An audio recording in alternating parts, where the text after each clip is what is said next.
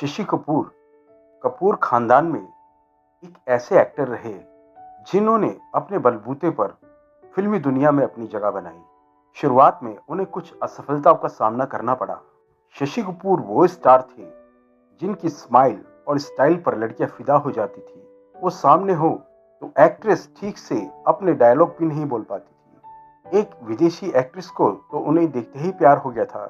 अगर 70 और 80 के दशक में देखा जाए, किसी भी हीरोइन से अगर आप पूछें कि उस जमाने का सबसे हैंडसम एक्टर कौन था, तो वो शशि कपूर का ही नाम लेंगी। कभी कसमें न तोड़े, उसे जीते जी न छोड़े, जो हो यार अपना। सारे गा मा पा पा धा मरे गार मेरे संग मेरे साथ। परदेसियों से न अखियां मिला। शशि कपूर को लेकर लड़कियों में काफी दीवानगी थी, लेकिन खुद शशि कपूर सिर्फ एक ही लड़की के दीवाने थे और वो थी उनकी पत्नी जेनिफर कैंडल, जिनसे उन्होंने लव मैरिज की थी।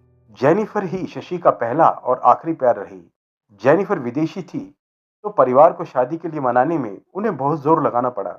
शशि और जेनिफर शादी के बाद 28 साल तक साथ रहे। जेनिफर की कैंसर से मौत हो गई, तो उनके बाद शशि कपूर ने खुद को आइसोलेट कर लिया और पत्नी की याद में जिंदगी के 31 साल गुजार दिए। लेकिन दूसरी शादी नहीं की।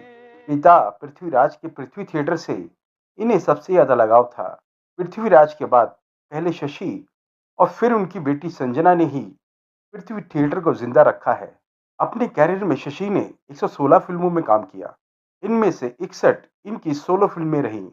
ज्यादातर फिल्में सफल थीं। शशि कपूर की मां राम सरणी उन्हें जन्म देना नहीं चाहती थी।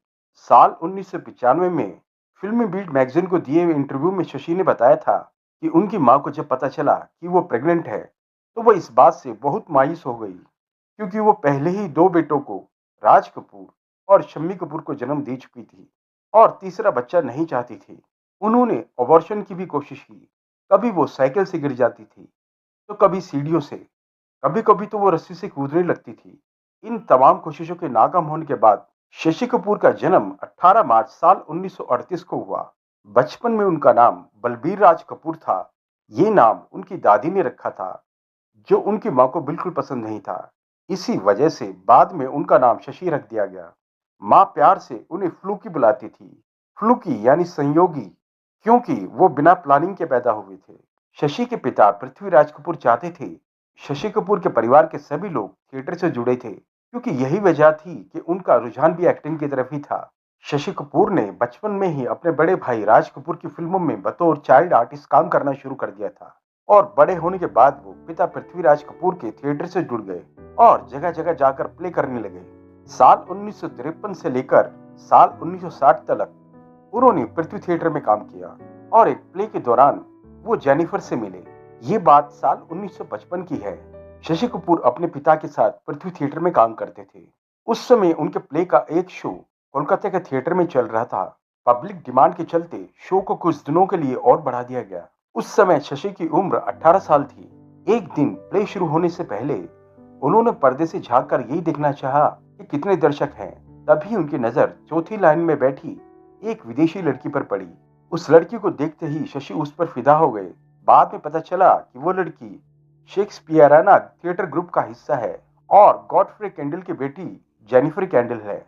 जेनिफर का प्ले भी उसी थिएटर में होना था जहां शशि अपने ग्रुप के साथ प्ले कर रहे थे। ऐसा पहली बार था कि शशि किसी लड़की को पसंद करने लगे थे। शशि के शर्मीले स्वभाव की वजह से जेनिफर शशि को गे समझने लगी थी। मुलाकात के समय शशि बहुत घबराए हुए थे, जबकि जेनिफर नॉर्मल थी। वो पढ़ी लिखी थी, जबकि शशि इस घटना को याद करते हुए खुद को लल्लू राम कहते थे। इसके बाद दोनों की मुलाकातों का सिलसिला जारी रहा और शशि बाद में जेनिफर के ग्रुप में शामिल हो गए। इस दौरान उन्होंने जेनिफर के साथ कई नाटकों में काम किया, लेकिन पृथ्वीराज को यह कतई मंजूर नहीं था कि उनके घर की बहू कोई विदेशी महिला बने। काफी मनाने के बाद पिता तो मान गए, लेकिन जेनिफर की फैमिली भी इस रिश्ते से खुश नहीं थी। जेनिफर के पिता के मना करने के बाद जेनिफर और शशि ने साल 1958 में अपनी मर्जी से शादी कर ली। जेनिफर जानती थी कि पर्दे पर एक हीरो को कैसा दिखना चाहिए। इसी वजह से वो उनकी डाइट का पूरा ख्याल रखती थी। यही वजह थी कि कपूर खानदान में सभी लोग मोटे थे, जबकि शशि एकदम फिट और फाइन दिखते थे। अपने बड़े भाई राज कपूर की फिल्मों में उन्हें बतौर असिस्टेंट डायरेक्टर काम करने का मौका मिला। दूल्हा दुल्हन और श्रीमान सत्यवादी में उन्होंने असिस्टेंट डायरेक्टर का काम किया। साल 1961 में पहली बार शशि फिल्म धर्मपुत्र में लीड एक्टर के रूप में पर्दे पर दिखे। प्रेमपत्र, चार दीवारी, मेहंदी लगी मेरे हाथ जैसी फिल्में करने के बाद शशि कपूर के करियर में डाउनफॉल भी आया, जिस वजह से उन्हें फिल्मों में काम मिलना बंद हो गया। कोई भी हीरोइन उनके साथ काम करना नहीं चाहती थी। ये एक ऐसा दौर था कि घर चलाने के लिए भी पैसे नहीं थे। शशि के बेटे कुणाल कपूर ने एक इंटरव्यू में बताया था कि आर्थिक तंगी से परेशान होकर शशि ने अपनी स्पोर्ट्स कार तक बेच दी थी और जेनिफर ने भी अपना कीमती सामान बेचना शुरू कर दिया था। इस बुरे वक्त में एक्ट्रेस नंदा ने अपने दोस्त शशि कपूर की मदद की। नंदा ने उनके साथ फिल्म की जब जब फूल खिले। ये फिल्म बॉक्स ऑफिस पर हिट रही और इसकी सफलता के बाद शशि कपूर का कैरियर फिर से एक बार पटरी पर आ गया। हैंडसम शशि कपूर पर मशहूर इटालियन एक्ट्रेस जीना लोलोब्रिजिडा भी मोहित हो गई थी। शशि को पहली बार देखते ही जीना को उनसे इश्क हो गया था। पहली ही मुलाकात के अगले दिन जीना ने उन्हें फूलों का गुलदस्ता भेजा, लेकिन उन्हें इस बात की गलतफहमी थी कि शशि का नाम मधुर है। इसी वजह से वो गुलदस्ता एक्ट्रेस मधुर जाफरी के पास चला गया। जब शशि की तरफ से कोई जवाब नहीं आया तो जीना ने उनसे खुद मिलकर पूछ लिया कि उन्होंने कोई जवाब क्यों नहीं दिया। शशि ने इस बात पर मजाक में कहा कि एक गलतफहमी की वजह से उनके हाथ से इतना अच्छा मौका निकल गया। शशि कपूर भारत के पहले इंटरनेशनल स्टार थे। उन्होंने साल 1982 में आई फिल्म नमक हलाल के अगले साल उनकी Hollywood film heat and dust release हुई थी। ये फिल्म कांस फेस्टिवल में भी नॉमिनेट हुई थी। इस साल 1963 से लेकर साल 1998 के बीच उन्होंने 10 से भी ज्यादा इंग्लिश फिल्में की थी। शशि कपूर का लंबी बीमारी के बाद साल 2017 में 79 साल की उम्र में निधन हो गया। शशि कपूर ने